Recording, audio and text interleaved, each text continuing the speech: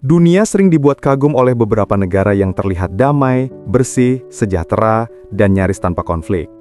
Biasanya contoh yang diangkat adalah negara-negara Nordik seperti Denmark, Norwegia, Swedia, Finlandia, Islandia, dan Jepang di Asia Timur.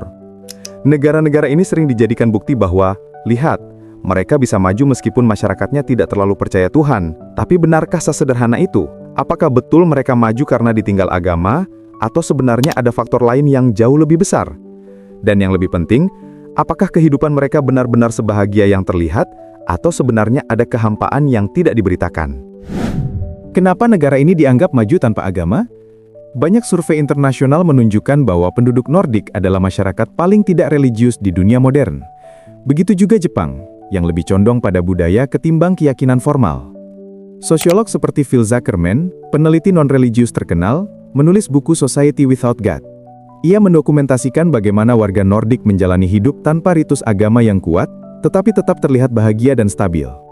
Namun dari penelitian yang sama, ia juga menegaskan bahwa kemajuan mereka bukan disebabkan oleh ateisme, melainkan oleh elemen lain. Ekonomi kuat berkat sumber daya alam, populasi sedikit, pendidikan sangat tinggi, kesejahteraan sosial yang panjang usianya, tata kelola negara yang relatif bersih. Artinya, mereka maju bukan karena meninggalkan agama, tapi karena fondasi politik ekonomi mereka luar biasa kuat.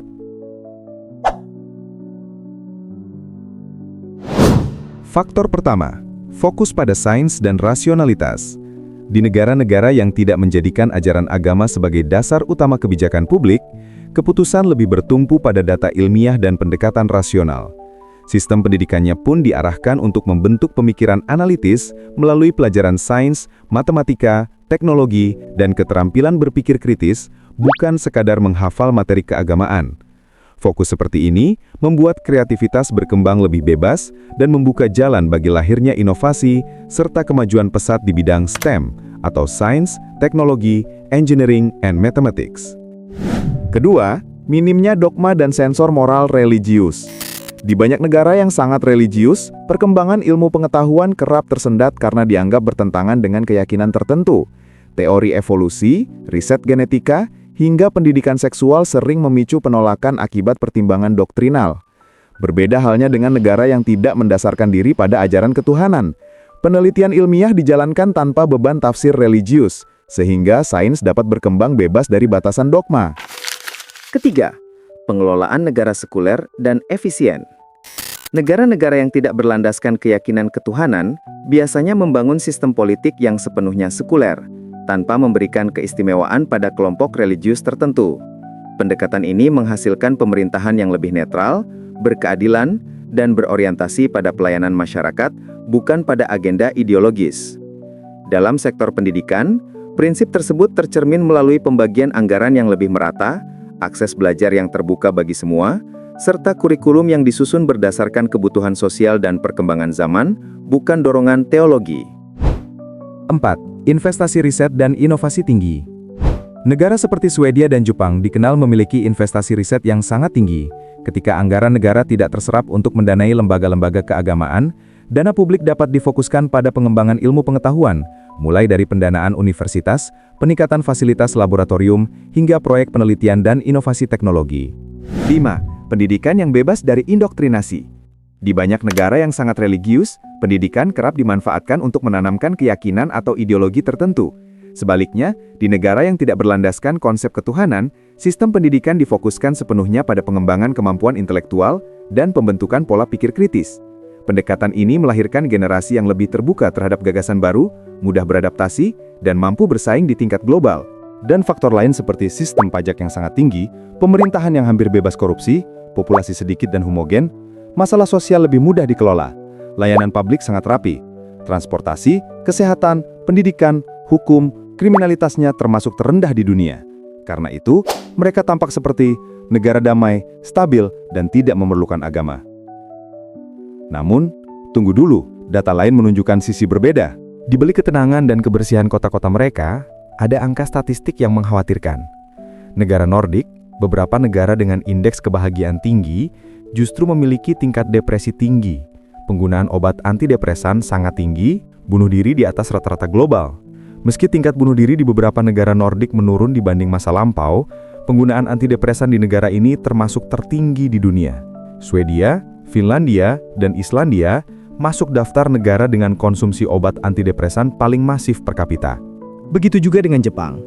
Jepang terkenal sangat modern dan disiplin, tetapi juga terkenal dengan fenomena hikikomori, isolasi ekstrim, budaya kerja yang melelahkan, angka bunuh diri tinggi, terutama di kalangan remaja dan orang tua, perasaan kesepian massal di kota besar. Banyak orang Jepang merasa tidak punya tempat untuk melampiaskan emosi atau mencari makna hidup. Ketika negara mencapai kesejahteraan material, manusia menghadapi masalah yang berbeda, krisis makna hidup. Penelitian sosial modern menunjukkan bahwa masyarakat Nordik adalah salah satu yang paling individualis di dunia. Warga hidup nyaman, tapi jarang punya hubungan emosional yang hangat. Banyak pensiunan tinggal sendirian, budaya hidup untuk diri sendiri makin menonjol. Pernikahan rendah, angka kelahiran sangat rendah. Keluarga melemah, ikatan sosial menurun. Beberapa peneliti menyebut fenomena ini sebagai The Nordic Paradox. Negara bahagia, tapi warganya banyak yang merasa kosong. Phil Zuckerman sendiri menulis bahwa meski masyarakat Nordik damai, mereka mengalami kehilangan makna spiritual yang dalam. Ia menyebutnya kesejahteraan tanpa spiritualitas. Modern, tapi hampa. Lalu, apakah mereka benar-benar tidak butuh Tuhan? Ketika hidup serba aman, nyaman, dan mudah, manusia biasanya tidak merasa membutuhkan agama. Namun, ketika terjadi pandemi global, resesi, atau perang, data menunjukkan angka orang kembali mencari keyakinan meningkat. Masyarakat mulai bertanya tentang tujuan hidup, kebutuhan spiritual kembali terasa. Ini membuktikan satu hal penting. Kenyamanan tidak bisa menggantikan makna hidup. Kesejahteraan tidak sama dengan ketenangan batin. Anda bisa memiliki negara yang rapi, damai, kaya, bersih, dan maju, tapi tetap merasa kosong. Jadi benarkah negara-negara yang katanya maju tanpa Tuhan benar-benar baik-baik saja? Faktanya, ya, mereka memiliki keunggulan material, kriminalitas rendah, korupsi rendah, pendidikan tinggi, layanan publik luar biasa. Tapi mereka juga menghadapi masalah besar, seperti tingkat depresi tinggi, tingkat bunuh diri tinggi, individualismenya ekstrim, penggunaan obat antidepresan tinggi, krisis makna hidup. Mereka bisa membangun kota yang indah, tapi tidak bisa menggantikan peran Tuhan di hati manusia. Karena pada akhirnya, kesejahteraan memberi kenyamanan, tapi keimanan memberi arah. Terima kasih sudah menonton. Jangan lupa like, komen, dan subscribe biar nggak ketinggalan video menarik berikutnya. Wassalamualaikum warahmatullahi wabarakatuh.